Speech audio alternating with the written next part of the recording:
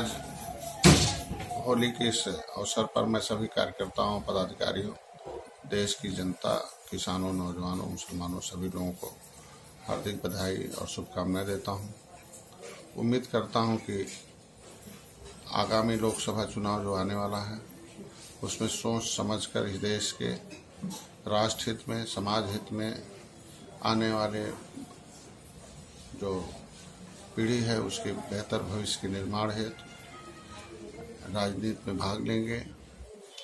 आज इस देश में जो कास्टिज्म और जाति समीकरण के आधार पर सारी पार्टियां जो आज के दिन में अटकी हुई हैं, चुनाव लड़ रही हैं, चुनाव लड़ा रही हैं, टिकट दे रही हैं, टिकट के बंटवारे कर रही हैं, सारे जितने भी न्यूज एजेंसी है, जितने भी आज के दिन में फोरकास्टिंग हो रही है, जो आज के दिन में कयास लगाए जा रहे हैं, प्रीपोल जो बताया जा रहा है, ये सारा कुछ इसी के आधार पर है।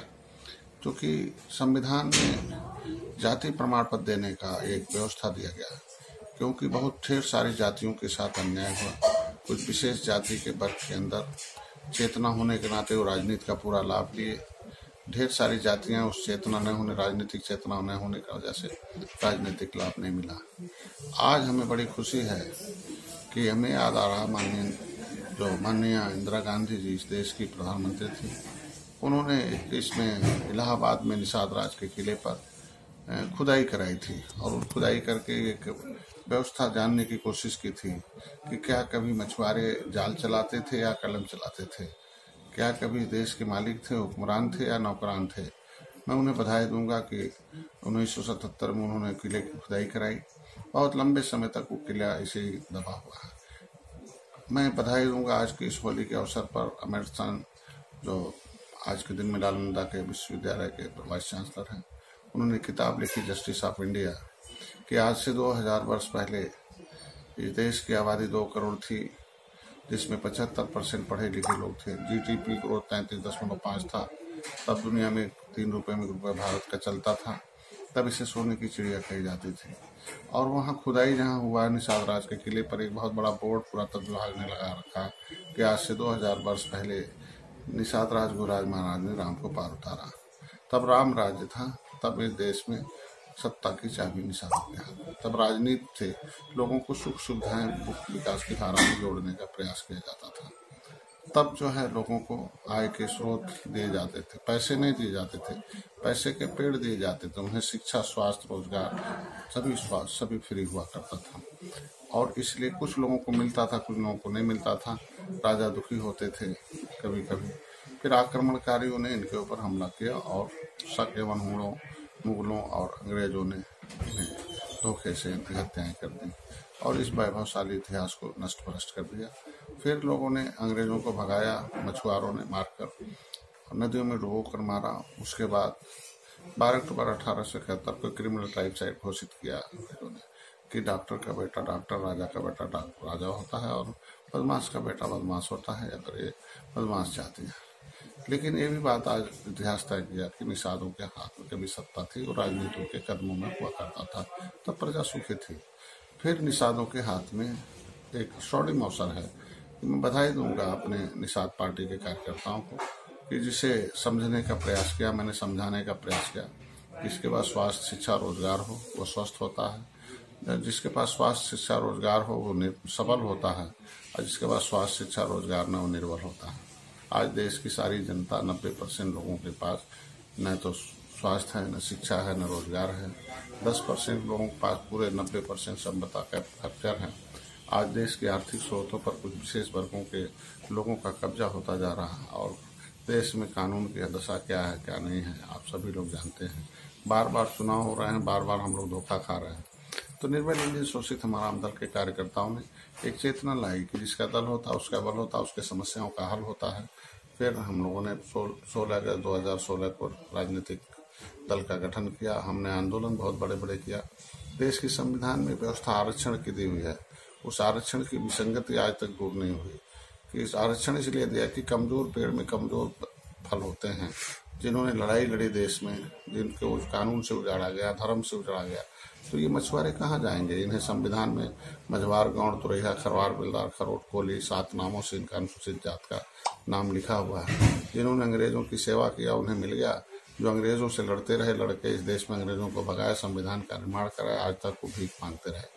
आज हमारे कार्यकर्ताओं ने लड़ाई लड़कर जब देख लिया कि सारी पार्टियों ने धोखा दिया, कांग्रेस की सत्ता आई उसने भी नहीं कुछ किया, भाजपा की सत्ता आई उसने भी किया, उत्तर प्रदेश में सपा बसपा ने भी प्रयास किया किमले, लेकिन किस कतिपय कारणों से उनके लोगों ने उसका लाभ लिया। लेकिन ये विसंगति, मैं बधाई दूंगा माननीय अखिलेश जी को कि 21/12/2016 को उन्होंने शासनादेश जारी किया कि नहीं, मझवार का सर्टिफिकेट अनुसूचित जाति के दे दिया जाए, केवट मल्लाह कह के नहीं रोका जाएगा। 17 पिछड़ी जातियों को भी 12 दिसंबर 2016 को परिभाषित कर दिया। 31/12/2016 को उन्होंने अनुसूचित जाति की सभी क्रमिक अनुभाग में विसंगति को दूर करते हुए, परिभाषित करते हुए कह दिया और इनको पिछड़ी जाति की सूची से निकाल दिया और अनुसूचित जाति का हकदार बना दिया। 12/1/2017 को इस शासनादेश सारे नेटों पर आ गए, सारे विभागों के आ गए।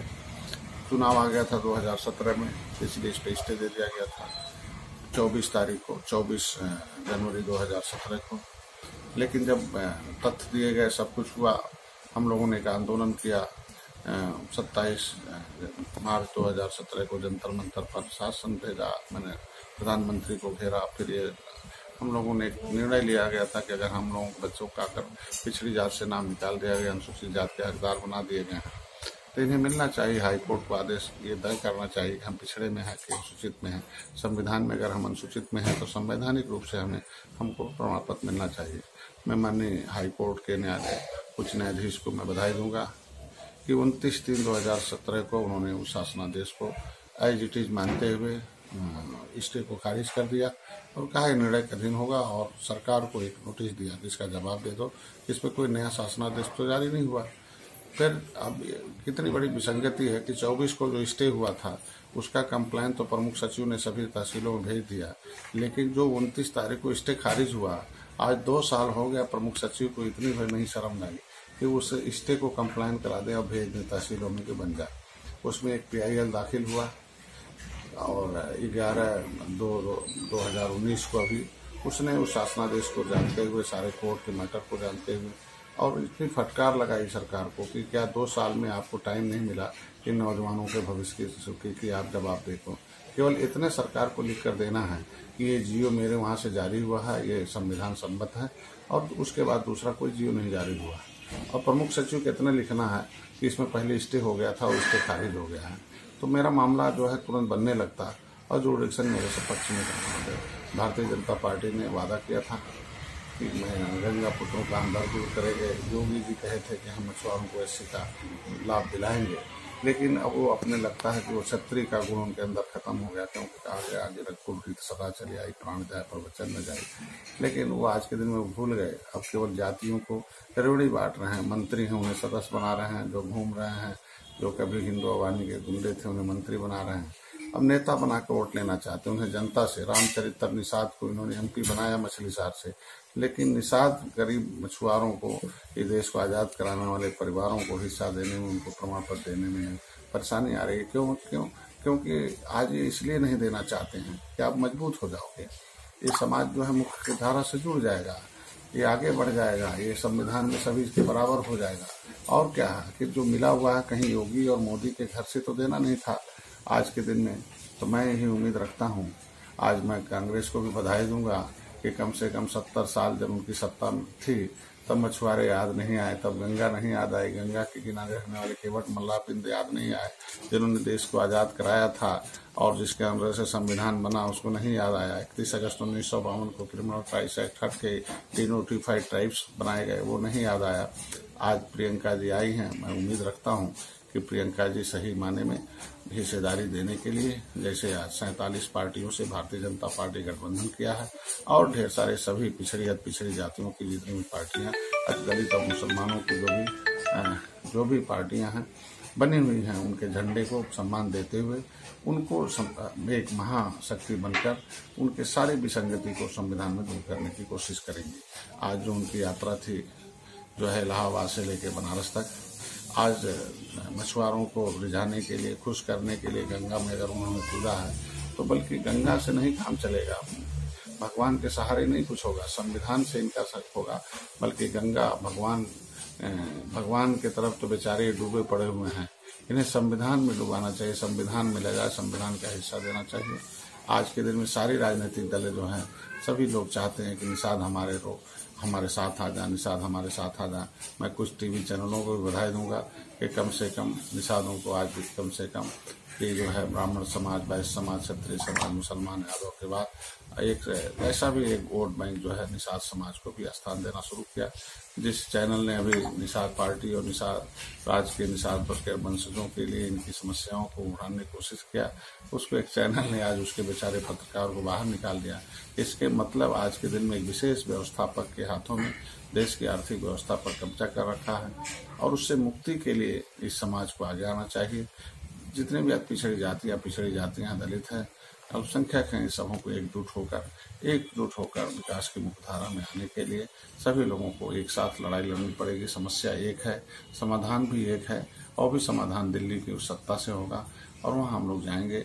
आगामी चुनाव में मैं चाहूँगा सभी कार्यकर्ताओं को कि अभी चुनाव आयोग ने भी धोखेबाजी की आपके साथ। वो कहता कि 2 बार चुनाव लड़ चुके हैं, आपने ज़्यादा परसेंटेज वोट नहीं पाया है, इसलिए आपको चुनाव चिन्ह नहीं दिया जाएगा।